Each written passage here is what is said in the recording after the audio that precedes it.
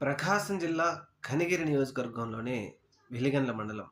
వెలిగండ్ల మండలంలోని ఇమ్మడిచెరువు గ్రామ పంచాయతీ వైఎస్ఆర్‌సీపీ మద్దతుతో విజయం సాధించిన యువ యువ నాయకుడు సర్పంచ్ తోకల బాలకృష్ణ ఆత్మహత్య చేసుకొని చనిపోవటం జరిగింది.